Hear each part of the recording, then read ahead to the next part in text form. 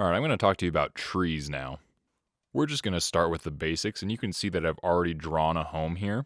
Now, before you start drawing your trees, you want to make sure that your house is completely drawn out and matched in both height and pitch to LiDAR, as well as any dormers drawn out as well. This is because you're going to tell which trees you actually need to draw based upon how tall they are in relation to the house that you've already drawn. You can see that mine is already matched up to LiDAR, so we're ready to go. So we're going to see which trees we need to draw that are taller than the roof that I have here. As you can see, this tree is extremely tall. It's much taller than our house.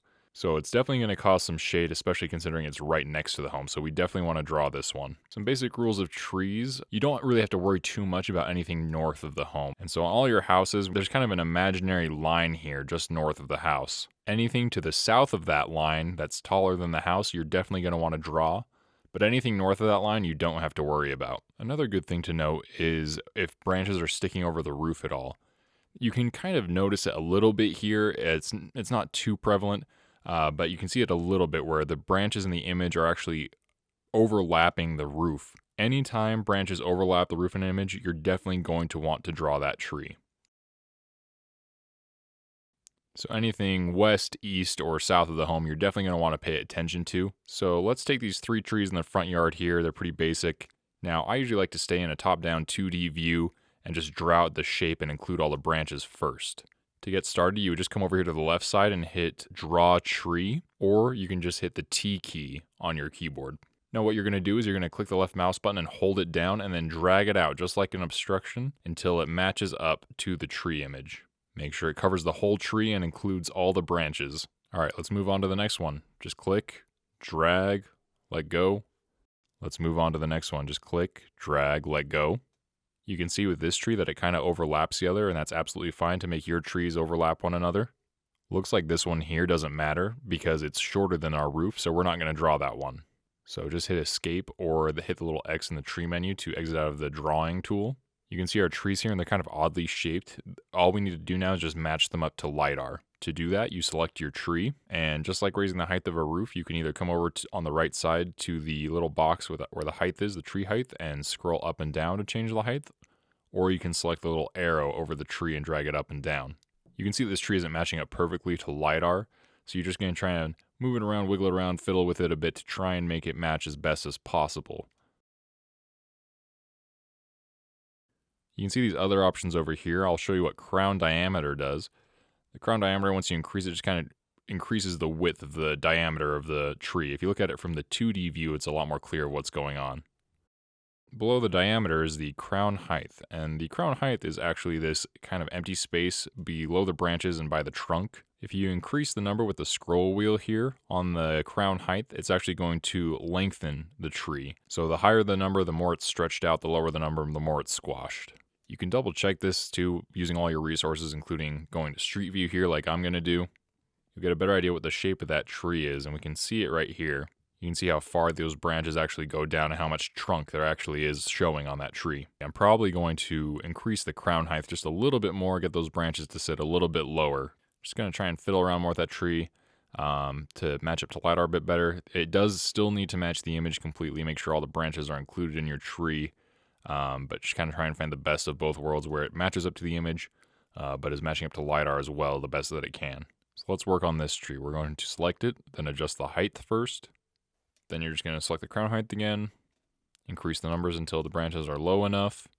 Sometimes you'll see it like here, LiDAR's kind of picking it up almost all the way down. And this tree here, this one's actually too tall, so we're actually going to lower the height of it. We're just going to keep lowering it down until those dots show up. Looks like it's about there. Just make it a tiny bit lower here until we can see those dots poking through the top. Now, here I'm actually going to lower the number in the crown height to raise the bottom branches up a little bit higher. You can see the shape of this tree is a little bit more squashed than the others. That's what our basic trees will end up looking like. Now, some other things to watch out for. You can see that up here, LiDAR is showing a big tree right here. Looks like it's showing a little bit shorter one right here. But if you turn off LiDAR and you look at this image is pretty up to date and you can see that there's no trees there. That means that LiDAR is a little bit behind. It's a little bit out of date. So those trees have been cut down since the last LiDAR scan. So you need to make sure not to draw any trees like that.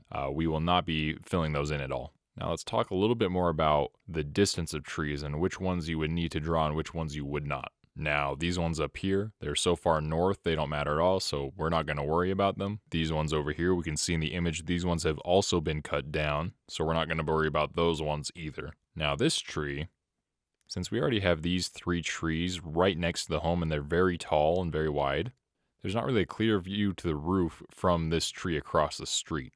Also, this tree is not quite tall enough to really cause a problem. If this tree was probably like 8 to 12 feet taller, then I would definitely consider drawing it. But since we already have trees that are kind of blocking the way, and obviously, like I said, it's too short, it's pretty far away, so we're not going to draw this tree. So these trees to the south here, let's turn off LiDAR real quick.